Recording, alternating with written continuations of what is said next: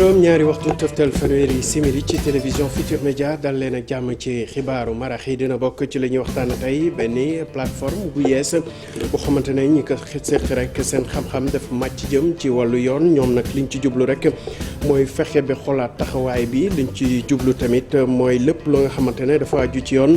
nañ koy dafay gën a gaaw te gën a yemb dinañ wax tamit ci daay yi ñuy faral di nemeeku jamono ji ci gox yu bëri ci biir réew mi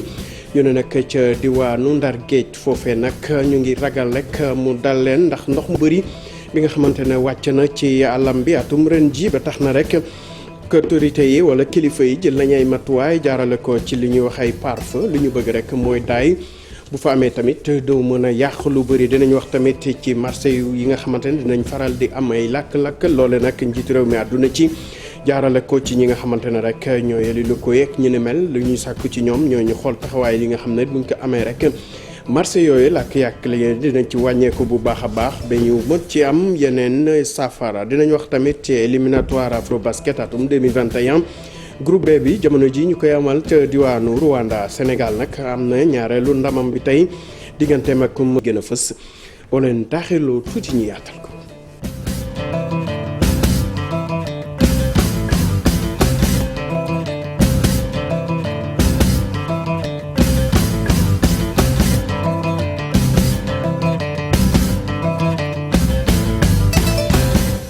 mbokk yi asalaamaaleykum dal leen ak jàmm ci xibaar yi dañ ko waxee woon ci ponk yi rek ñu àddu wax ci lu jëm ci yoon ak plateforme bi nga xamante ne ñoom ñoo seen xam-xam màcc jëm ci wàllu yoon ñoo ko taxawal ñu ci jublu rek mooy lépp lu ci aju rek ñu xool taxawaay biñ ci nar a am jaaral ak ci xarala yi yees yi bu ko defee tamit rëq-rëq wala yéexaay biñ ci daan nemeeku dootul am loole tax dina tax ñi nga xamante ne rek ñooy juge d'instruction yi seen liggéey ñu gën ko yombal bu baax a baax Maimouna Ndiaye teewee woon na seen loolu tey bii àndoon na ceeg Amadou Ba. chef de parquet yi fare ci réew mi ñoom ñëpp daal di dajaloo amal ab lël comme niñ koy amalee at bu jot ren nag li ñuy waxtaanee rek mooy boo naree tëdd kaso la nga def ak la dëppoo xibaar yooyu dañoo bëgg mu gën a dëppoo ak jamono ñu jaarale ko ci xarala yu yees yi. suñu ne par exemple vol à l'occasion du service ñu def ko Dakar moom mooy am Matam mooy am feneen mais su fekkee ne ba nga jëlee benn infraction ngay gis ñu naan destruction de biens appartenant à autrui maanaam ku yàq alalu nguur nga gis feneen ñu la dommage à la propriété immobilière d'autrui donc yooyu dañ koy normaliser ba nga xam ne terminologie bi benn lay nekk kàllaama bi benn lay nekk su ko defee bu ñu waree def ay statistiques ñu xam Sénégal ñaata nit lañ topp ci wàllu ñi sàcc ñu ñaata lañ topp ñu def lu ñuy wax escroquerie wala leneen ak leneen ñu xam ne lii la te lii lépp moo nekk ci sur l'ensemble du territoire national. jëwriñ gi ñu dénk wàllu yoon di dalal xel yi te naan lu bari dina soppeeku. ce qui fait que léegi juge d'instruction moom bu jotee yooyu dafay qualifier ne waa ji li nga def li na maa ngi lay inculper pour telle infraction te loolu dina ko gën a faciliter avec justement plateforme bu tey bi tey bu ko defee ba pare beneen juge mooy seet dossier yi fekk juge boobu am na jot am na temps examiner dossier bi ne effectivement waa ji boo bëggee ñu jox la bracelet électronique boo bëggul ñu jox mandat de dépôt mais effectivement mun a xam ne effectivement kii dafay liggéey dafa am famille ñëpp xam nañu ko vraiment mun a daw kooku effectivement mun a juger ne kooku mérite na liberté provisoire loolu mooy utilité juge de la benn mooy amélioration la. jumtuwaay bu yees bi ngir ñu doxal ko dañ koy tàmbalee ca Ndar bu ko defee lu ñuy gën di dem yeneen tribunaux yi di ci jot. Maimouna Ndiaye dañuy desale mbiru yoon dem ba ca diwaanu Fulaadu foofe nag dañu gis ne rek yenn ngëm-ngëm yi tax na sax ngi seen àq ak yelleef lu bëri dañ ci réere mbir ba tax na rek ñoom jamono ji dañu dugg ci loo xamante ne rek xëy na ñàkk xam moo leen ciy dugal ñi ci mel ni jafe-jafe yi dox seen diggante ba tax na rek jamono ji ñi nga xamante ne rek ñooy yëngu ci wàllu secteur boobu amoon nañ fa ab médiation sociale liñ ci jublu mooy fexe ba askan wi xam li nga xamante ne yoon loolee la leen may ak lim leen tere bu ko defee yu bëri ñu mën ko moytandiku Abdoulaye Diallo def na ci ab gëstu. ngir ñàkk jàng bi ak yenn xalaat yi aajowoo wàllu cosaan ak ci aada ñu bari ci askanu diwaanu Kolda du ñuy nangoo yeggee fu mbaxane doone benn yenn mettital yi dal seeni kaw même bu amee ki ñu faat wala ki ñu sakku li leen gënal mooy ñu maslaha mbir ma ko ñu yóbbu ko ca tribunal la pour que nit ñi nga xam ne seen seen loxo jotul ginnaaw bu ñu amee mettit ñemewuñu jëm tribunal beneen bi même bu amee métit pour que nga boo demee ci ñooñu nga am élément yu wóor ko lii am na doo am kenn kuy am sañ-sañ wax la ko nit ñi duñu dénoncer dañuy préférer nëbb affaire bi toog seen kaw que ñu dénoncer ko te beneen bi métit yi dañoo bëri fii ci région Kolda bépp xeetu métit bi yëpp am na mais malheureusement liy jot tribunal dafa neew. ngir askan wi am as tut tegtal ci wàllu ni ñuy yeggee ab mbir fu mbaxane doone benn ñi fi yëngu ngir aar tut tànk yi ñoo fi amal ab bés bi ñu jagleel wàllu waxtaan ci mbir moomu. ISI ak RADI ci événement bi nga xam ne dañ ko def pour weccoo xalaat par rapport aux violences faites aux femmes donc événement bu am solo la parce que permettre na loo xam ne peut-être sax tàmmuma ko magistrat yi tamit tàmmuñu ko maanaam di communiquer ci parce que ñun li ñu xamee mooy nekk tribunal def suñu liggéey ñibbi mais comme que situation bi ni mu demee surtout dans le sud nga xam ne ñuy bëri xamuñu yoon wala dañu ragal yoon baax na événement yu mel nii acteurs yi nga xam ne ñoom ñoo nekk ci wàllu justice génn waxtaan ak tuuti population bi pour dalal seen xel ci wàllu justice nga xam ne justice dafay nekk service public bu fi nekkal ñëpp. mu waral xeex lu mel ni ay sakku wala ay métital yi ñu faral di teg ci kaw jigéen ñi xeex jëf yi ni mel yombul ci diwaanu Kolda. Abdoulaye Diallo ñu del si fii ci Ndakaaru desandi ci mbiru yoon ak lim ñu may ak li nga xamante ne daf faw ñu saxook loolee loolu nag ñi nga xamante ne ñoo fete ci société civile am na luñ ci ŋàññi lu aju ci wàllu accès à l'information financière ak ni ñuy taxawoo ñi nga xamante ne rek mooy koppar bi ñuy parti politique yi di jëfandikoo ak li nga xamante ne mooy déclaration de patrimoine loolu nag bokk na ci li gën a fës ci rapport bi nga xamante ne mooy bàyyeekoo rek ci convention de l'Union africaine ba tax na kii di Birahim Seck ñëwaat na ci wax ci rëq-rëq yi nga xamante ne dina ko jural réew yi bokk na ci Sénégal ñu teewlooy kàddoom ci micro di après. ci wàllu prévention bi am na également ay organes yoo xam ne teg nañ leen fii pour ñu xeex également lépp loo xam ne wàllu guerre la pour ñu xeex également promouvoir transparence OFNAC mi ngi fii CENTIF mi ngi fii ARMP mi ngi fii DCMP mi ngi fii waaye li ñu constaté également mooy ñaari fànn ñaari faiblesse benn mooy bu ñu amee yenn organes yi ak yenn infractions yi sunu dispositif national problème application day daal di posé loolu problème application day daal di posé wu beneen bi mooy dafa am yenn xeetu prévention yenn xeetu prévention yoo xam ne amuñu ko Sénégal te convention bi sas ñu ko mooy lu mel ne ci accès à l'information bien que ñu ngi jaajëfal secrétaire d'État à la bonne gouvernance et aux droits humains ne Sénégal dina dem fexe ba conseil des ministres ñu adopté une loi sur l'accès à l'information loolu da ngeen ci ñaax dañ ci gërëm beneen bi mooy financement des partis politiques Sénégal amagul loi boo xam ne dafay jëmmal financement des partis politiques donc li étude bi wane mooy am na ci ponk yu bari yoo xam ne Sénégal naam am nañ ko def nañ ko sunu biir législation mais am na ci ponk yu bari yoo xam ne également des na pour ñu gën ko suuxat pour que Sénégal quand même conforme à convention bu Union africaine. doon lay mujjee mu aju rek ci li nga xamante ne mooy ticket électronique yi bus Tata yi di jëfandikoo loolu nag am na coow li ci juddu ndaxte diggante waa CETUD ak ki nga xamante ne rek mooy Babacar Fall ñoom nag dañu gis ne rek am na ay machine nuñ ci teg loxo ndax dañu gis ne nuñ ci doxale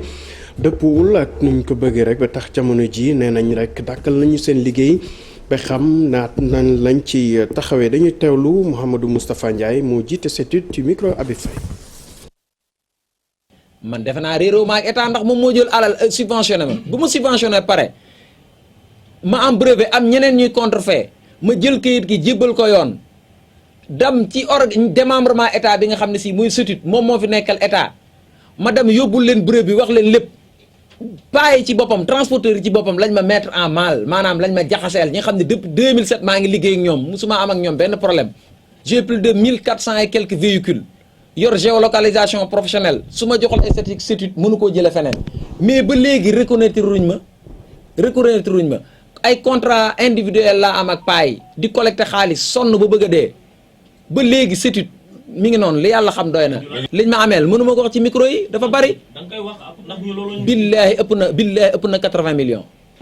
te boo dee xool marché yi ma gagné feneen lu jëm ci wàllu état bi laa jël injecté ko ci lépp ci transport bi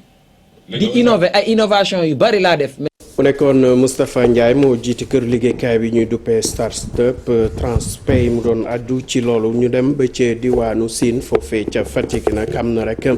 ñoo xam ne teg nañ leen loxo mu aju ci wàllu ni ñuy jëfandikoo wala sax di jaay li nga xamante ne mooy sinébar ñu ne nag lu toll ci 3 tonnes lañ fa taal douane moo doxale ni mel liñ ci jublu rek mooy fexe ba li nga xamante ne dañ koy teg loxo mu aju ci yooyu les drogue ñu bañ a fexe ba kenn du ko jëfandikoo dañuy teewlu Ndeye Fatou Ndiaye mooy chef subdivision bu douane ca diwaanu Fatick ci micro Aminata Goudiaby. buñ gisee ni ko ñun ñi ngi jàpp di lakk ñeneen di indiwaat ñuy jàppaat aussi day wane ne rek ñun fu ñu toll waruñu suñu vigilance waruñ ko baisser. Les gens sont là nit ñi ñi ngi def ñi ngi continuer di def waaye ñu ne découragé wuñu buñ demoon ba trafiquant amatul sax du tere ñu saa yu ñu xëyee nañ soo suñ tonu taxaw fi ñu war a taxaw quantité yi nag mi ngi toll ci boo xoolee ci yamba bi mi ngi toll 3 tonnes yi teg na ay kilos garab yi aussi mi ngi 76 millions de francs CFA mooy valeur garab yi boo xoolee par rapport ak incinération daaw bi ñu defoon daanaka ci waxtu wi daaw yamba bi valeur quantité bi mi ngi tolloon ci 2 tonnes yu teg ren am na 3 tonnes yu teg yu ñu lakk ci garab yi ñooy amoon valeur 1 milliard ren ñu ngi lakk valeur 76 millions ñun liggéeyu ñu pour di jàpp nit ñi pour yëf yi di dugg suñu sañoon dañuy taxaw ba nga xam nit ñi dañ xam ni comme douane a ngi fi dootuñ dugg. ñu del ci fii ci Ndakaaru dem ba ca diwaanu Point E ci wetu siège yi presse ba fa nekk foofee nag am na ay liggéeykat yu retraité yu fa tase woon tey amal fa toggaanu ñaxtu ñoom li ñuy naawlu rek mooy ni nga xamante ne rek yore nañ ko kër googee di presse di sàkku ci kilifa yi ñu def kem kattan ngir fexe ay ji retraité yi mën a gis seen bopp ci li nga xamante ne mooy liggéeyu kër googe dañuy teewlu Bassirou Ndaw mooy secrétaire général section syndicale bu Union des retraités bu Sénégal ci micro Aminata Mbaré Sow. C'est-à-dire que la situation actuelle des retraités, c'est le fait qu'ils sont mal gérés. Les retraités sont mal gérés, il n'y a pas de considération à leur égard. Et puis, il y a un boss qui est là, qui fait ce qu'il veut de l'institution depuis qu'il a été élu pour une 2e fois ou bien une 3e fois. Il a mélangé le système de gestion. Oui. Au lieu de gérer correctement l'institution, il en a fait son patrimoine. Mais la mensualité, il n'avait pas divisé la pension bimestrielle par 2, ça ne se fait pas. Oui. Il devait faire une règle de 3 pour déterminer avec la pension bimestrielle un montant annuel. S'il trouve le montant annuel, il divise par 12. La pension mensuelle. ñuy jégaloo ci élément boobu du ñàkk ñu ñëwaat ci ni mu gën a yaatoo ci suñu xibaaru français yi ñu dem ba ca diwaanu Ndar Géej ak li ko wër foofee nag ñu ne seetlu bi atum ren ji ndox mi bëri na lool ba tax moom ñax bi foo tourné di nga ko gis ci àllam bi ba tax na rek ñoom ñoo ngi ragal rek ay daay te ñu daan leen faral di sonale ba tax na rek jël nañu ay matuwaay taxawal fa la ñuy duppee li nga xamante ne rek li ñuy def maanaam ngir tàkkal li nga xamante ne mooy daay bu amee wala du sonal askan wi rek ak jaarale ko ci ay pare-feu kilifa yi nag dugal nañ ci seen loxo bu baax a baax ca diwaanu Boxol ak li ko wër Ousseynou Diop Habib Seck ñooñu toogal ca diwaan ba. région bu Saint-Louis dañu nemmeeku ni ren jile taw yi dafa bare moo tax nag ñu jël bépp matukaay ngir amal lu jëm ci wàllu ay pare-feu ngir daay yu bare yi nga xamante ni dañ koy nemmeeku ci yeneen i gox yi fii du fi am. ci région bu Saint-Louis bokk na ci ca Boqal ca commune bu Boqal 200 ci ay kilomètres pare-feu la ñu fa daal di taxawal ngir mën a xeex lu jëm ci wàllu daay yi. mais fagaru dafa baax def naa ni gouverner di ñu wax ni da ngay prévoir bon lu mel ni su fekkee yàlla dafa def ren ndox mu mel ni wàcc ci suuf si ñu am loo xam ne mësuñu ko am ci ñax li ñu war a def mooy taxaw ba ñax boobu yàlla tere bu fekkee jëye am na mu bañ yàq lu bëri. ñax am na te waruñu toog di seetaan ñax bi di lakk di yàqu ci àll bi ndax ñax bu li yàqu mooy am na nag bu ko perte te nag yooyu ñoo yore koom-koomu dëkk bi ñoo yore koom-koomu zone bi waalo. lu ni mel itam la ñu nemmeeku ci commune bu Diama fii conseil départemental bi tënku ci ndogal yi nga xamante ni eaux et forêts daan nañ koy joxe la ñu xamle mooy gox bi na mu baree ñax ren jile bu fekkee ni jógunu ca dana indi yeneen i jafe-jafe bu fekkee ni daay am na tax juróom-ñaari téeméer ci ay kilomètres nag ñoo amal ko pare-feu parce que tey àll bi bare na ñax te fi mu nekk te les risques de feu de brousse mën na am ñoo ngay sant yàlla conseil départemental boo mu ñëwee ba léegi chaque année mu réaliser ay pare-feu mais constaté wuñu benn daay loolu vraiment c'est un plus. mooy pare-feu yi ngeen def nii macha allah lu am solo la ndax bu amee solo joor gi du lakk te cëng yi daañu am ñàkk bi dana nekk foofu nag yi daañu lakk béy yi daañu lekk. région bu Saint-Louis ren jile li fi wàcce ci ndox dafa bare lool tax na nag ci département bu Dagana moom ñu ngay daal di amal liggéey bu mucc ayib jëmale ko ci pare-feu yi ngir mën a xeex lii di daay yi. Ousseynou Diop bu ñëwee daay ci àll bi waaye seetlu bi mooy jamono ji bëri na ay marché yu lakk ci biir Sénégal loole nag njiitu réew mi yëkkati woon na ci ay kàddu sax fii ci Sénégal nag fii ci Ndakaaru nag jamono ji ñu ngi xool jumtuwaay yi faral di jëfandikoo ngir gën a yeesal marché yooyee ci loolee la ñu nekk bu ko defee tamit beneen anam lay doon ngir mën a jàmmaarloog grande surface yi nga xamante ne bëri nañ ci biir capitale yeeg yeneen gox yi Fatou Bintou Konté Gervais Yaw amal nañ ci ab liggéey. gannaaw ba nu seetlu li nga xam ne moom moo di lakk yu bëri yu am ci marché yi lii dafa jot nag ñu xoolaat suñu bërëb yi nga xam ne moom la ñuy jaayee ba tax ni lii nga xam ne moom moo di yeesal marché yi nag dafa jot. marché dootu rek pour jënd ak jaay marché cadre de vie la fu nit ñi dunde la fu nit ñi jëlee seen wërsëg la fu nit ñi jëlee plaisir la. mais la ca am ba am ñi nga xam ne ñoom ñooy commerçant yi léegi ci ëpp ngir moderniser li nga xam ne moom moo di seen marché yi dañ ciy xaw nag di siisu ki ko xam ne moom moo di maire Dieuppeul Derklé. ñoo xam dañuy dem ci marché dañ naan marché yi bàyyi ñu ko nii suñu ay maam nii lañ ko fekk woon marché bi nii lañ ko ñi ci bari ñu koy wax amuñu fa place amuñu fa cantine ci noonu marché bi tëddee noonu la ñu dundee moo leen gënal. fanaan ci biir marché yi di fa tox yàmba di fa jëfe yoo xam sax dañ koy aaye ñenn ñi dafa jëfandikoo. moo ne de moderniser marché yooyu nag dina tax li nga xam ne moom moo di suñu commerce bi ñuy faral di def concurrencer bu baax lii di grande surface yi nga xam ne ña ngay nemmeeku ñi ngi commencé di bari fii ci dëkk bi nii. marché yu bon moo tax fi mu ne nii grande surface yi commencé sonal commerçant yi parce que bi ñu ñëwee proposé ñoom seen i grande surface bu nekk ay espaces yoo xam ne dañ ko aménagé defar ko mu am air conditionné lumière ba baax rayon yi set nit ñi mën a jaabante doxante ci biir ànd ak seen njaboot te benn gàllankoor duñu ko am gis nga joote bi mu andi ci biir commerce bi donc ñàkk marché yu baax ak yu bees moo tax grande surface yi daaw ñëwandoo fii. ay marché yu yees yu moderne di respecté li nga xam ne moom moo di cet gi ak tamit karange gi nekk na loo xam ne lu am solo la teg ci nag mu nekkit marché yoo xam ni dina nekk ay normes économiques ba nga xam ne ca dëkk bala nekk mu nekk loo xam ne nag dana gën a ñoŋal li nga xam ne moom moo di suñu commerce fii ci Sénégal. Fatou Bintou Konté bu ñu jógee ci marché yooyee dañuy wax ci beneen marché di marché bu art et culture Youssou Ndour nag dafa gis na rek bokk na ci secteur yi mën a jàppale acteurs yi yëngu ci boobule fan ñu gën a taxaw jamono ji nga xamante ne rek askan wi dañu jànkoonteel mbas mi moom nag mu ngi yëkkati kàddu yooyu gannaaw ab réunion virtuelle bu doxoon digganteem ak société civile te waa Banque africaine de développement amaloon ko dañuy ñëwaat ci boobule xew-xew ak Alassane Ba.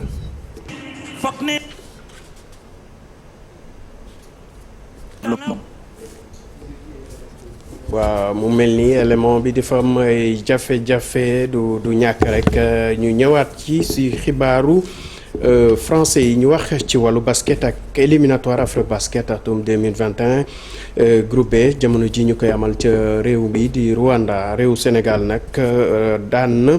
réew Mozambique juróom benn fukki poñ waa Rwanda am juróom fukki poñ ak juróom loolu rek yemook ñaareelu victoire bi réewu Sénégal am ñu teewlu Cheikh Sadibou Diarra ci liggéey bi. Sénégal am na ñaareeli ndamam ci groupe B bu éliminatoire Afrobasket 2021 ca Rwanda ndam li nag yombul woon ni bu démb bi ci kanamu waa kay ak i ñoñam desandi di jiitu jël itam ñetteeli quart-temps bi poñ dox digganteem ak Sénégal doomu Mozambique yi dañoo yéex a yeewu. ñu wax ci candidature maître Augustin Senghor mu ne nag dafa fas yéene rek ànd ak waa CONOS ak seen xam-xam ci boobule fan rawatina ci wàllu sport ngir li nga xamante ne rek moom la sumb mu mën ko matal loole nag amaloon nañ ci ab ndaje tey rek ngir ñëwaat ci taxawaay bi nga xamante ne fas nañ ko yéene am di waa CONOS ci seen njiit du président Diagne Ndiaye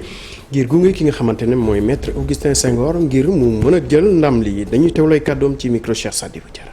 ñoo ñëw taataan li nga xam ne ñoom moom la ñu am ci ay mbaax yooyu mooy lan comité national olympique gis nañu liggéey bi ñuy def depuis ay at gis nañu aussi seen taxawaay au niveau international li gën a mujjee te gën a mujj ayib mooy li nga xam ne mooy candidature bi nga xam ne moom ak président Macky Sall ñoo ko doon porté mu jëm ci maanaam Jeux olympiques de la jeunesse 2022 nga xam ne loolu guleet mu am ci Afrique kuréel bu am loolu yow nga ne da ngay dem uti lu ni mel war nga dem taataan si ñoom ñu séddoog ñoom seen expérience seen xalaat jël lu baax ci li nga xam ne moom la ñu jëf pour gagner pour nga mën a gagner yow tamit li ñu xam ak relation yu ñu nas yoo xam ne buñ ko jébbalee suñu organisation suñu comité pilotage bi xalaat naa ne dinañu indil ay voix yu bari yàlla defee li ñu ut antu njëriñu Sénégal la mais njëriñu Afrique la parce que li ñu namm rek mooy wane ne doomi Sénégal yi am nañu kattan pour mën a génnee maanaam kaf ci guuta gi mu nekk actuellement jafe-jafe yi muy dund actuellement. waaw mu nekkoon élément bu mujj bi ci xibaaru wolof yi du ñàkk tuuti rek tuuti simili Chérif Diop dina fi teew jukki leen xibaar yi ci wàllu français